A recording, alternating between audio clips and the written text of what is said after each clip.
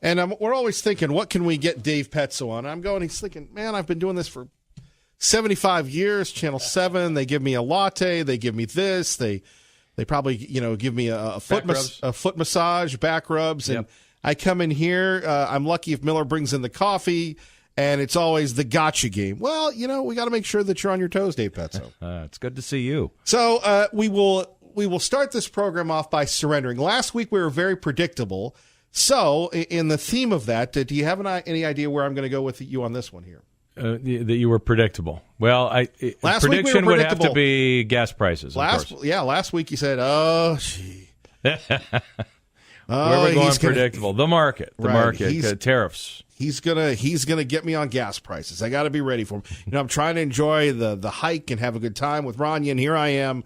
I got to get ready for Miller and his crazies with the gas prices. Go ahead.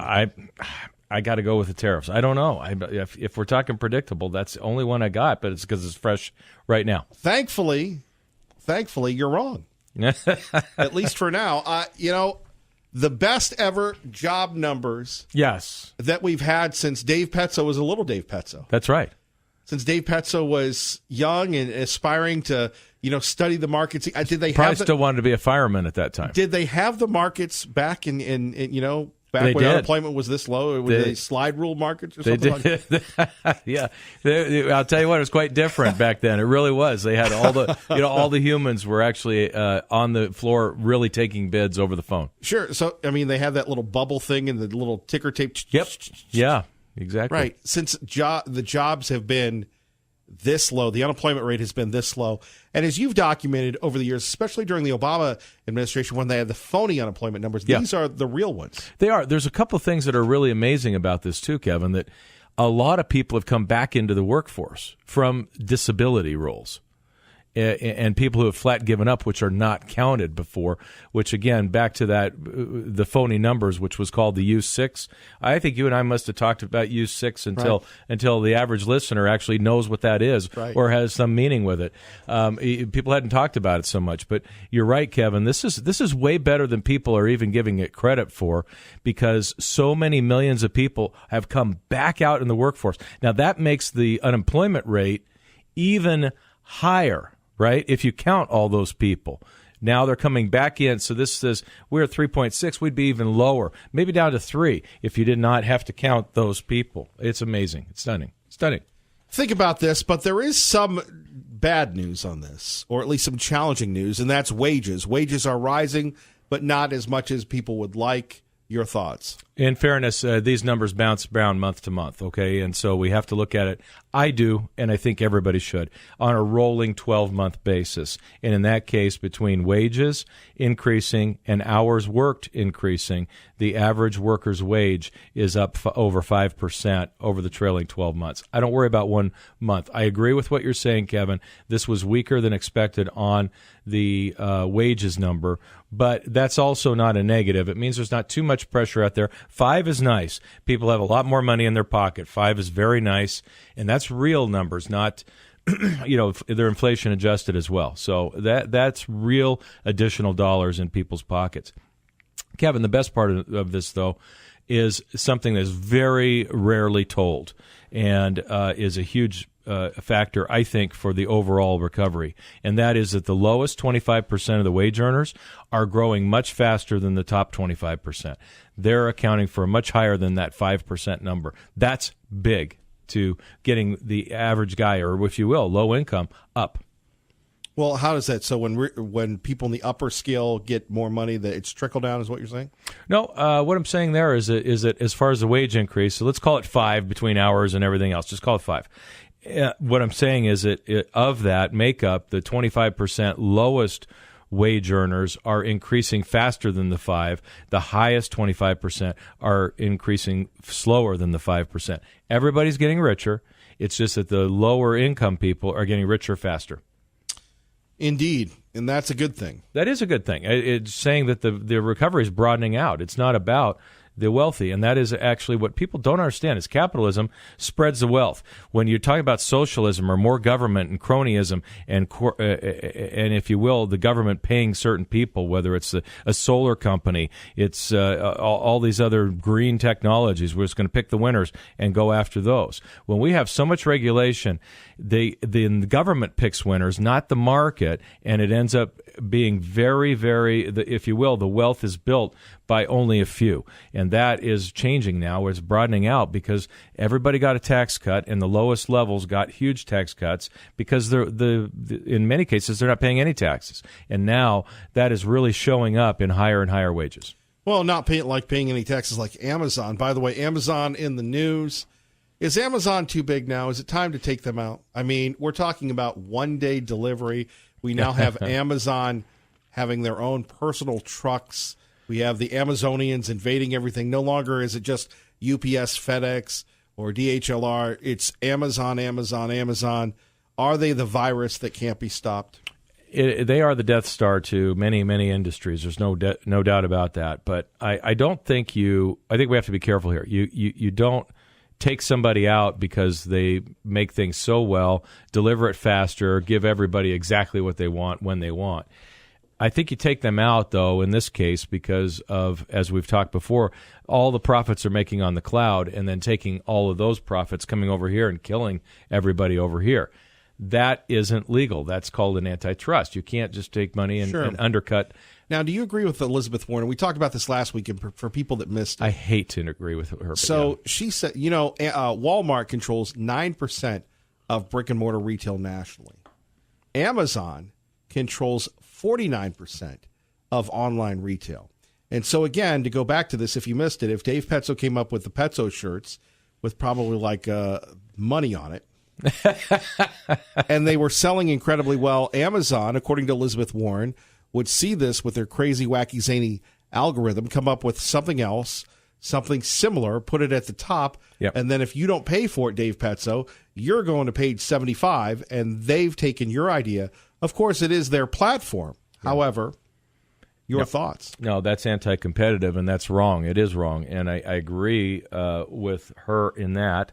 I think that Amazon has to be fined heavily for those types of things, not just a slap on the wrist. I mean, seriously fined, threatened by their very existence, because for them to say, yeah, we're going to make you pay $100 million because you behave badly, that's not even pocket change for them. So it really won't change behavior. They'll just go on, just like Facebook does, right? They go before Congress and say, well, we'll be better. And then they go before Congress again a couple of years later, we'll be better. We're working hard. We're spending lots of money. And we're the nice guys. Really, we're just nice. And so it's okay. And they don't change. So until somebody steps up and really hits them over the head, then I don't think it's going to change, Kevin. But we do need to do something about it. It's not good for commerce at all. Dave Petzo joining us, Kevin Miller in the morning here. On the other hand, though, when you think about Amazon, now you've got this report out of Canyon County. The feds found unsafe working conditions at Amazon in Nampa. Now the company is paying. Now, look, there are a couple people that I don't want to bleep off. One of them, the Chinese, because they can come in and buy this company. Of course, the other would be the Wilkes brothers. They could come in and buy this company. And the third would be Amazon. They could come in and just to shut me down, just to shut down the truth here. Bill Boeing, God rest his soul, couldn't save us. One of the owners of KIDO Talk Radio, yes, that Boeing. But so Amazon, you don't have to be a brain surgeon. It's a horrible place to work. Yeah, it's horrible and it's great. I mean, people get rich there by working there, but they command your soul. I mean, there's no doubt about it. And if you're talking about the working in the warehouses, yeah, it's they pretend to be nice and tell people that wages ought to go up, meaning everybody else ought to go up, not really us. It isn't a great place to work by every. It's horrible. It's horrible. OSHA cited the company in March with 4 violations, including failing to log an injury to a worker that required treatment beyond first aid. Now, what kind of company is that? Now, again, you can read the New York, and I love it. Your pro-business side is getting ready to come back at me. I can feel it. You feel that? By the way, 580-5436, 580-KIDO. Look, I mean, sometimes I think we just have to say no.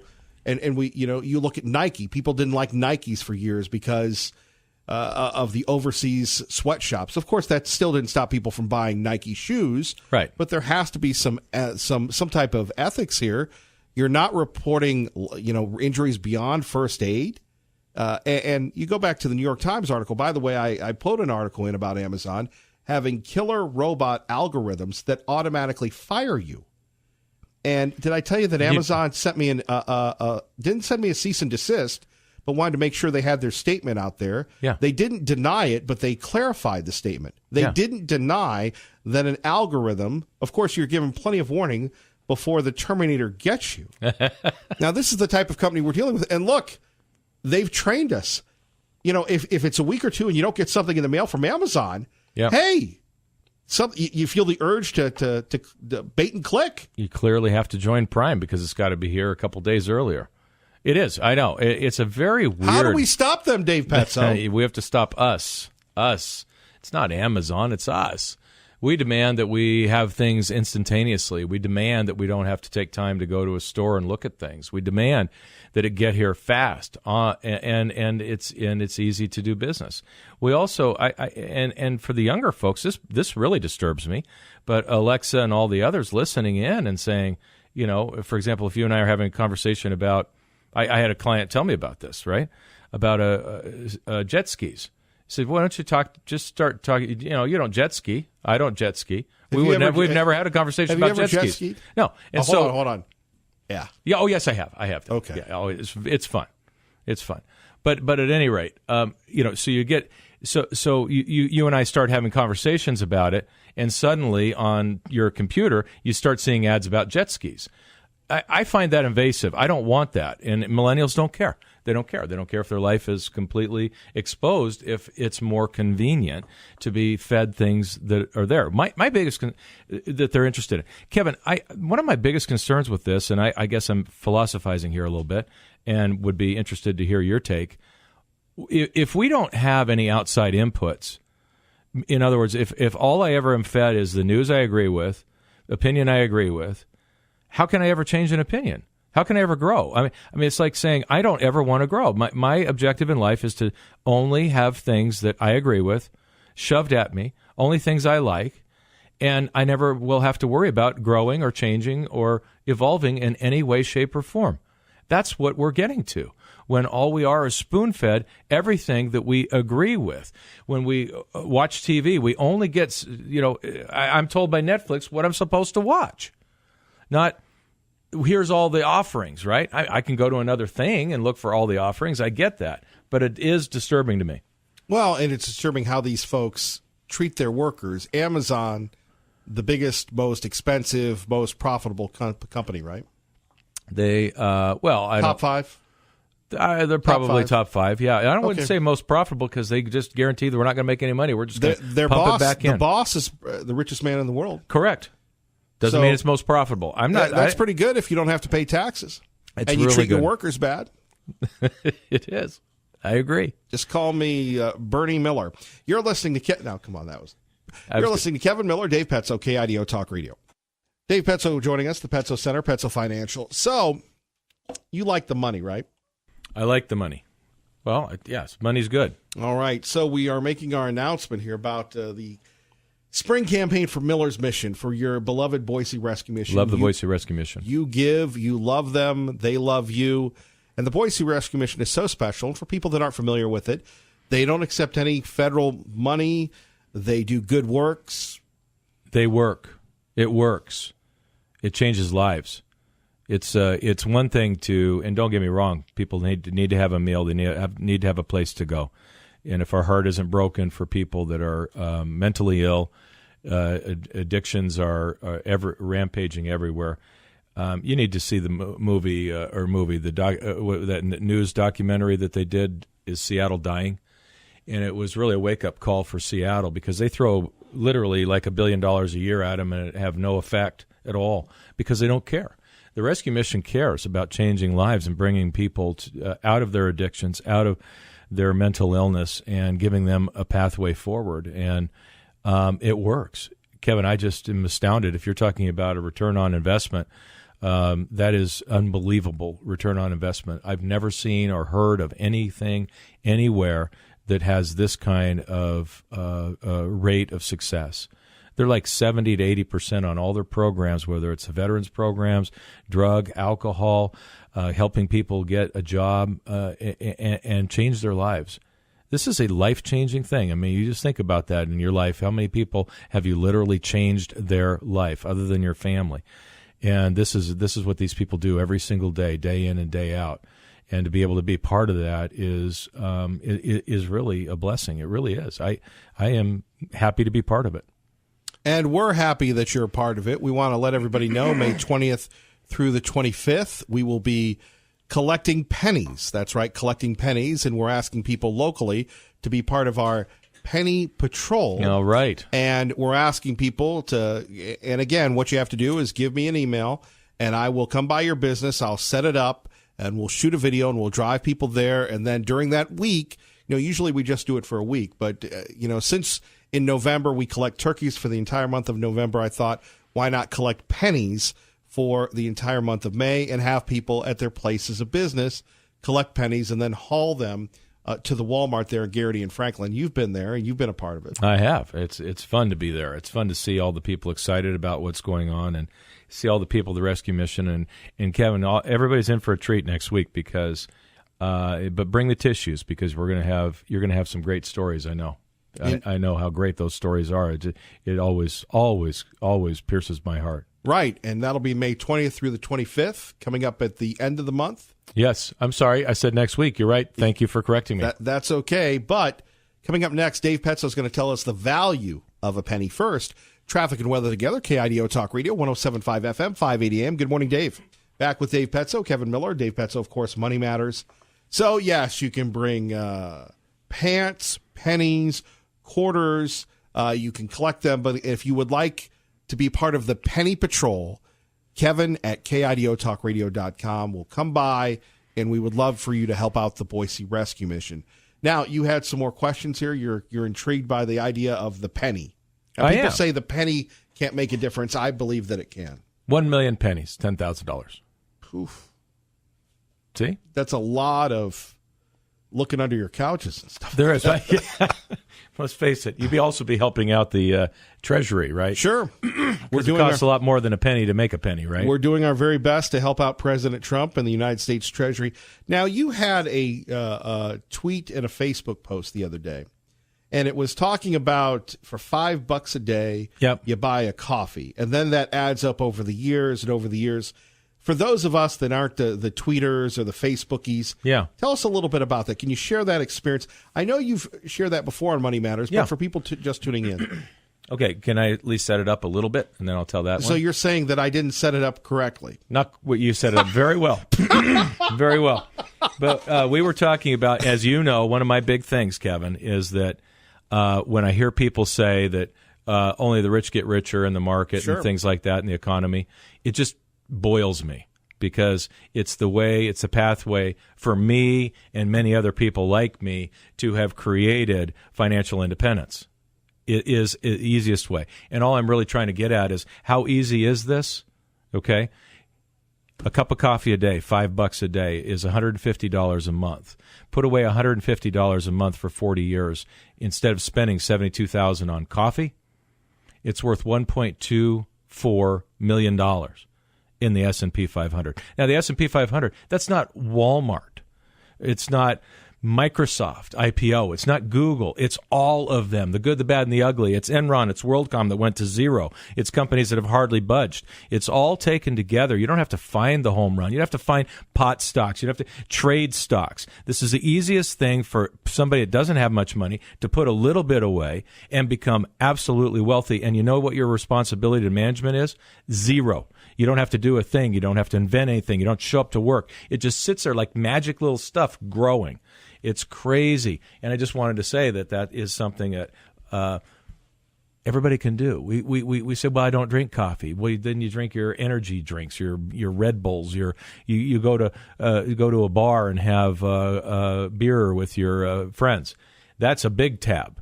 And all I'm saying is go have fun, but let's put a little bit aside and let time be our friend. Well, what if you don't have time? Then you don't have a friend. Then they'd come find you, Kevin.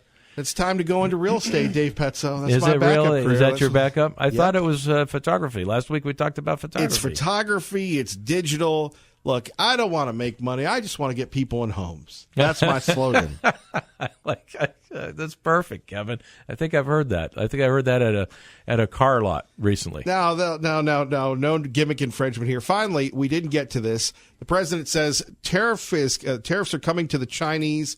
$200 billion on Chinese goods will increase to 25% because the Chinese aren't really engaged in the trade. Your thoughts? I think he's frustrated, of course, and these things in my mind shouldn't be public, but they are. That's our president. But he certainly has been driven, if you will, by this slow rolling trade talks with the Chinese to finally tweet out that we are going to go ahead and move forward with tariffs, and it is spooking the global markets for sure. Europe's down 2% right now, and our markets are set to open. They're open now, but down 400 plus points. Dave Petzo joining us here. KIDO Talk Radio. Anything else you'd like to share? No, it's been a good ride here for sure since we bottomed in Christmas, and obviously we've got to get past this little trade tiff, but beyond that.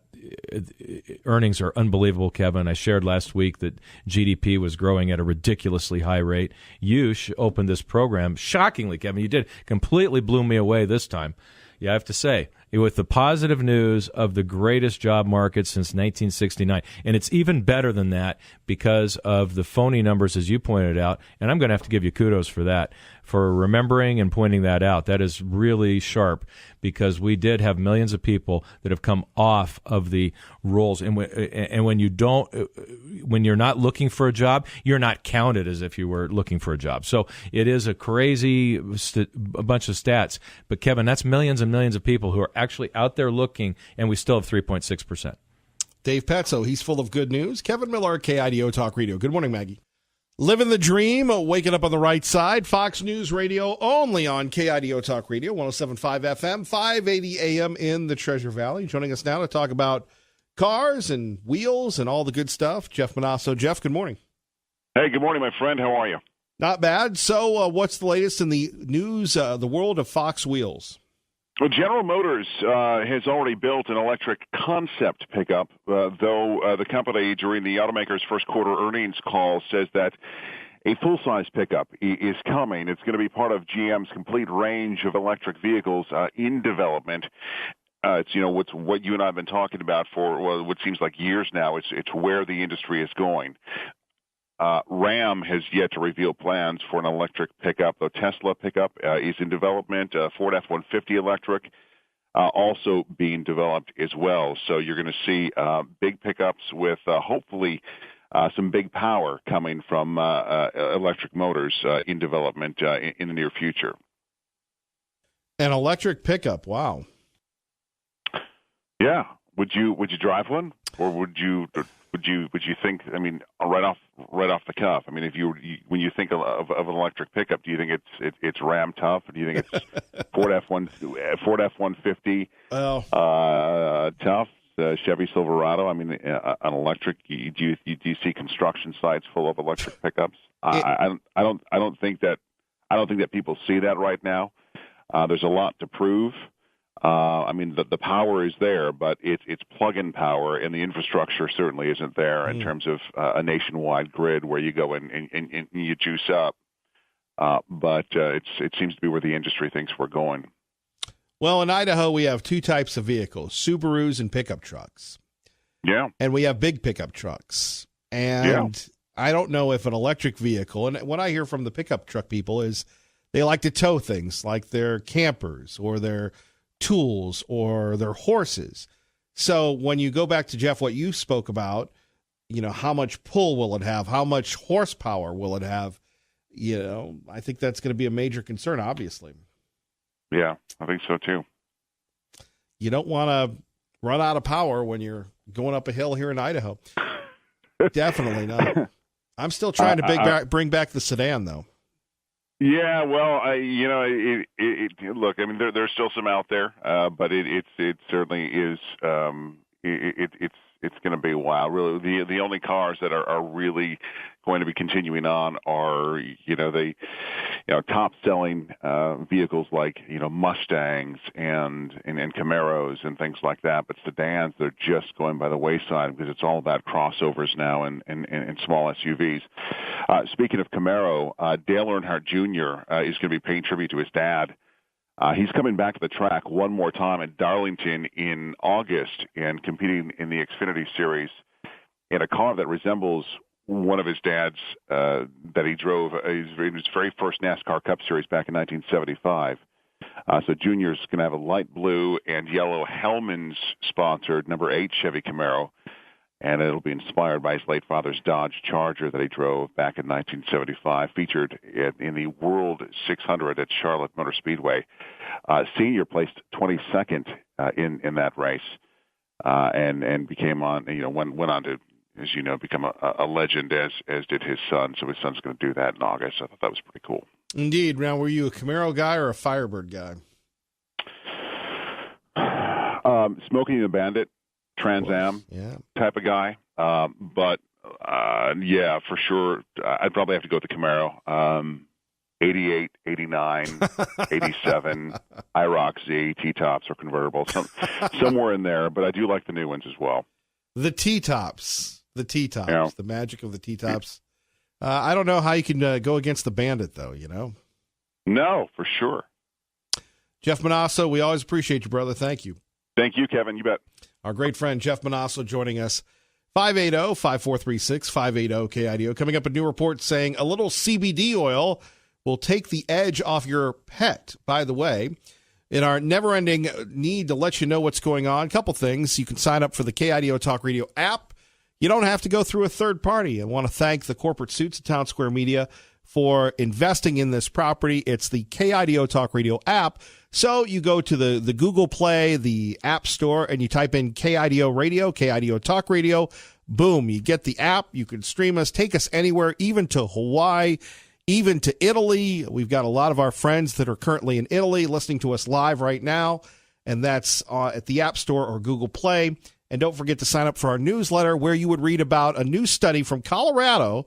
You're going to love this, that says that smoking pot increases your ability to exercise. That's right. Apparently, some of the benefits of smoking pot, you have people in Colorado, according to a recent study, are exercising more, probably to battle the munchies. You can read those stories and more at on KIDOTalkRadio.com, our website. A couple things going on. We kind of talked about this earlier involving raising the minimum wage. Idaho, one of 12 states that still have the minimum wage at $7.25 an hour. And then you've got that if you're under 20, if you're 20 and under, there's a training wage of $4.25 an hour, which you can remember when you were young, when the minimum wage was $4.25. And then it was a big deal when it went to $5 an hour.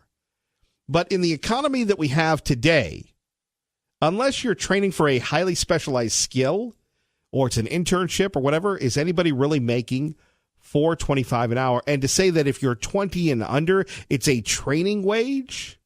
Now, maybe if it's your first job and you're 16, but really you can't afford to pay that person the extra $3 an hour, it would make a world of difference. Federally, the House of Representatives under Democratic control are looking at a federal minimum wage increase.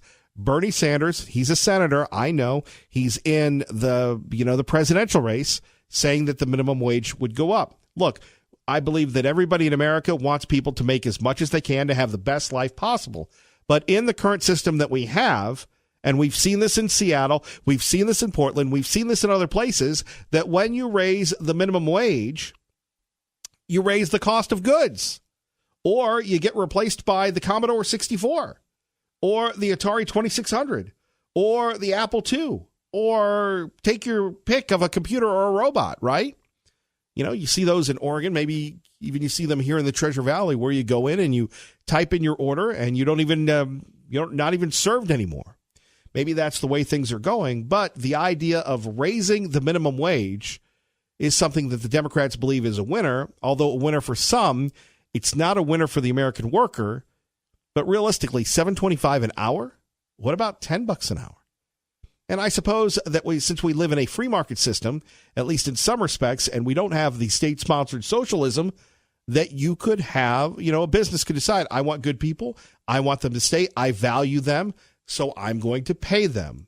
If I don't value them, then I'm going to have a lot of turnover. I'm going to have people that don't care. I'm going to do other things besides focus in on my employees. Everybody talks it. Very few people walk it. Finally, some of the national news that we're covering, it doesn't look good for Iran. Apparently, they're up to their old shenanigans. We have a U.S. carrier group off the coast of Iran. Let's take a listen from our own Rachel Sutherland on KIDO Talk Radio. Citing a number of troubling and escalatory indications and warnings, National Security Advisor John Bolton says the U.S. wants to send a message that unrelenting force will meet any attack on U.S. interests or those of its allies.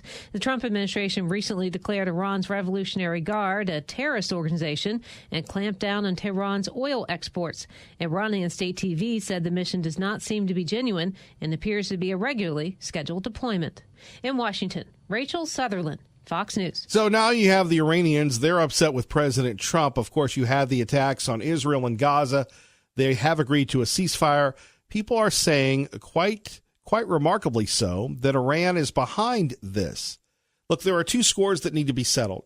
As the Democrats continue to look at Putin in Russia, and the Democrats continue to say that Russia is the issue, there are two issues that need to be taken care of that go back to the 70s. One of them goes back even to the 50s, to the 40s, and that is North Korea.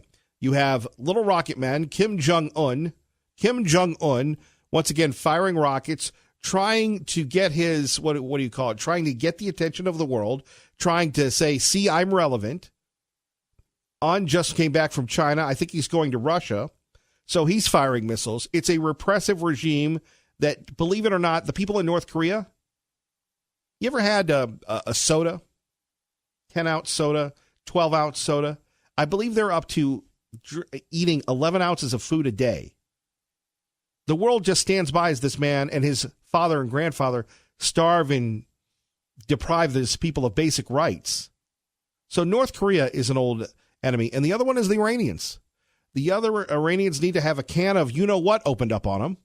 For the years going back to what they did to our folks in the embassy, for the state-sanctioned terrorism that they've sponsored, for sponsoring groups to go after Israel, Iran is just that situation that you can't ignore. Maybe it's that bad relative that always says the bad things. Maybe it's somebody at work. Sooner or later, maybe it's somebody at the gym, at church. Sooner or later, there's going to be a confrontation. And every president, before President Trump, has put it off. Sooner or later, it's going to get rectified. Now, it could become better, or it could become worse. You look at what happened with Iraq. Sooner or later, Saddam Hussein had a chance to back down, but he didn't. In the old days, we'd say you're cruising for a bruising. And these two powers have to be taken out for the sake of the world. Or do they? 580-5436, 580-KIDO. You're listening to Kevin Miller on KIDO Talk Radio. Blessed to be with you, Kevin Miller in the morning, KIDO Talk Radio. Phone numbers 580-5436. 580-KIDO. Boeing, whose 737 MAX 8 planes have been in 2 deadly crashes since October, said in a statement that the angle of attack sensor is not needed to fly safely. It will become a standard feature. The sensor measures airflow over a plane's wings, a key component to steady flight.